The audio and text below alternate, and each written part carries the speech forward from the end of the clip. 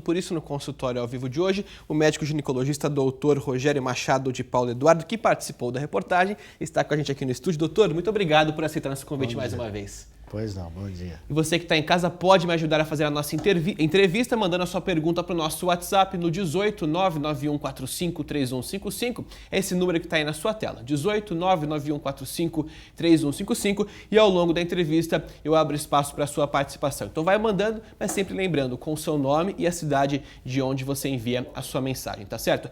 Doutor, pegando o gancho aí do finalzinho da matéria, a gente observou aí a questão de uma paciente que teve endometriose e conseguiu engravidar. De alguma forma, a mulher que tem endometriose pode ficar infértil, pode ter algum tipo de problema e não conseguir engravidar ou não? Todas que têm e fazem o tratamento corretamente conseguem engravidar ao longo da vida? Não. A endometriose, um dos grandes problemas é que se ela evoluir de uma maneira mais severa, ela pode levar à infertilidade, sim. Porque são focos de inflamação, focos de menstruação, vamos dizer assim, fora do útero. De repente, esses focos atingem trompa ou atingem ovário e pode comprometer muito o futuro reprodutivo da pessoa. Por isso que a endometriose, quanto mais cedo ela for diagnosticada, melhor o prognóstico, melhor a chance da pessoa engravidar. E como que é? Normalmente, qual faixa etária das mulheres que a doença começa a aparecer com mais facilidade? Existe, assim, uma faixa etária mais comum, mais rotineira? Sim, a endometriose é uma doença da menstruação, né? Então, é no período que a mulher menstrua. Então, desde quando ela começa a menstruar até a menopausa. E é mais comum entre os 20 e 30 anos, 35 anos. Tem até uma pergunta da telespectadora Ana Paula de Birigui. Eu confesso que sou leigo no assunto, então eu vou reproduzir para que espero que eu não esteja falando bobagem. Mas existe endometriose na bexiga? Existe. E como que funciona? O que ela tem que fazer? É o mesmo sintoma, é o mesmo tratamento do que no ovário, por exemplo? A cavidade pélvica, ela compreende os órgãos genitais e os órgãos urológicos. Então a gente tem o útero, trompa, ovário e a bexiga e o intestino. Então, quando se reflui esse sangue para a cavidade, ou ele geneticamente já está lá desde quando a pessoa nasceu, esses focos de endometriose, que são duas teorias. Uma, como eu expliquei, é do refluxo pela trompa, que explicaria muitos casos, mas não explicaria aqueles casos que a gente detecta muito precocemente, garotas de 13, 14, 15 anos. Aí a gente talvez pense, a gente acredita que tenha uma teoria genética aí, né? Bom, esses focos podem acometer qualquer órgão, inclusive a bexiga. O ureter é muito comum e, como eu disse, nem todo caso é cirúrgico. Muitas vezes você consegue controlar a endometriose, mas se ela evoluir, formar nódulos, tumores, ou ela começar a comprometer o futuro reprodutivo, ou ela principalmente começar a trazer uma má qualidade de vida pela dor que pode proporcionar, que pode causar. Não é só dor cólica menstrual, é dor abdominal, dores constantes, dores na relação, que a gente chama de dispareunia, mas dor na relação. Então tem paciente que chega e fala, eu preciso resolver minha vida, porque eu tenho dor, e se você tem dor, você tem que dar uma qualidade de vida para a pessoa. Aproveitando, falando de dor, a Ana Laura, ela é moradora de Birigui, está assistindo o nosso telejornal, perguntou o seguinte: doutora, sinto muita dor do lado direito da barriga e quando vem a menstruação, dura cerca de 10 dias, além do sangue ser muito escuro, o que não era normal antes disso. Tem alguma relação com a endometriose? Pode ser um dos sintomas ou não? Claro que pode. Agora, não obrigatoriamente vai ser endometriose. Ninguém precisa ter medo da endometriose. A endometriose ela pode ser muito bem combatida, muito bem controlada. Ninguém precisa ter pavor, eu vou fazer um diagnóstico de endometriose, eu já vou ter que ser submetido a uma cirurgia. Não. Pouca gente vai chegar a esse ponto desde que se controle. Esse caso dessa paciente Ana Paula, dessa pessoa, Ana Paula, tem que ser investigado. Tem todas as características de ser uma endometriose. Mas a endometriose é uma doencinha chatinha de fazer diagnóstico. O médico tem que ser persistente, ele tem que ir atrás, o paciente tem sempre que ficar se cuidando. Lembrar aquilo que eu disse na entrevista. Dor é comum, mas não é normal. Resfriado é comum, mas não é normal, é uma doença, né? A Valquíria, doutora, ela fala o seguinte, que ela tem endometriose, quase morre de tanta dor por conta da doença, mas ela não pode tomar anticoncepcional devido a um problema vascular. Qual a alternativa para o caso dela? Aí ela tem que ser muito bem avaliada. Muitas vezes a gente usa um DIU de progesterona e se ela também não puder usar esse DIU de progesterona, tem que se avaliar seriamente a possibilidade de ser submetida a uma cirurgia. Qual é o objetivo da cirurgia? Tirar focos maiores de endometriose, cauterizar os focos menores, tentar erradicar a endometriose vista, observada, que está pegando uma bexiga, que está pegando um ovário, que está lesando uma trompa. Aí, olhando, tirando esses focos maiores, aí pode-se fazer um tratamento medicamentoso. E também com o intuito de tirar a dor, né?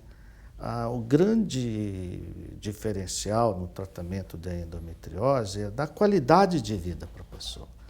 Porque muitas vezes a pessoa tem uma endometriose leve e essa endometriose vai ficar leve a vida toda. Uhum. Tem outras que têm uma endometriose que vai ter uma evolução muito rápida. Nós não temos condições de saber, olha, você vai ter uma evolução rápida, você vai ter uma evolução muito lenta. Cada caso sempre é um caso. Cada caso é um caso, então a gente tem que ficar vigiando. Perfeito. Doutora Aniele de Adamantina pergunta o seguinte, quem tem endometriose costuma ter mais de uma menstruação por mês, como costuma descer, por exemplo, 2 vezes ao mês, como ela exemplifica? Um dos sintomas de endometriose é levar a uma irregularidade menstrual, né? Então, mas preste bem atenção no que eu estou te falando. A endometriose pode levar a uma irregularidade menstrual, mas o inverso não é verdadeiro. Não é que toda irregularidade menstrual vai ser uma endometriose. Existem muitas outras causas mais simples, mais tranquilas, mais comuns de irregularidade menstrual do que a endometriose. O teu ginecologista certamente vai te saber diferenciar isso daí. Tem uma pergunta de uma telespectadora que não se identificou, o final do telefone dela é 9203, deve ser da região de Prudente ou de Araçatuba, que o DDD é 18. Ela pergunta o seguinte, doutor, anticoncepcional tomado de maneira errada ou que não é indicado para a pessoa, pode de alguma forma causar esse problema no útero, no ovário, enfim, e ser uma endometriose ou não tem relação? Não.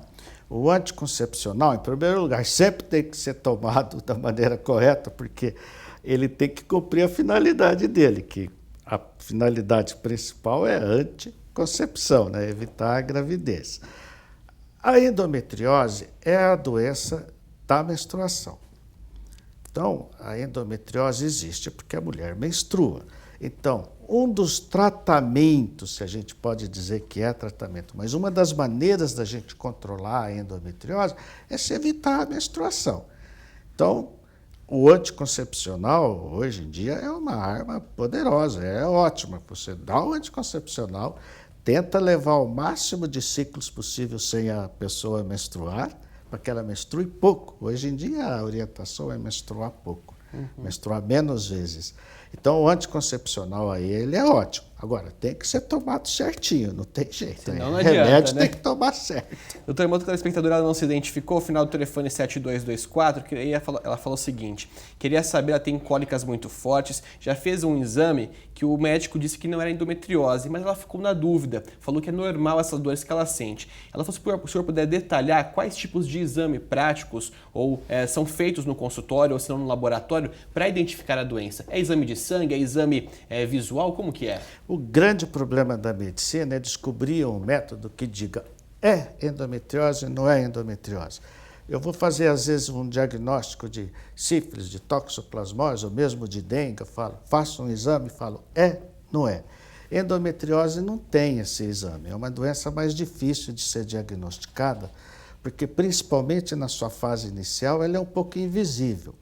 Então, um dos exames mais usados é o que a gente chama de carbono ativado 125, embora ele Sendo negativo, ele não exclui a endometriose, ele não é muito específico, mas a gente não tem muito outro. No sangue é esse.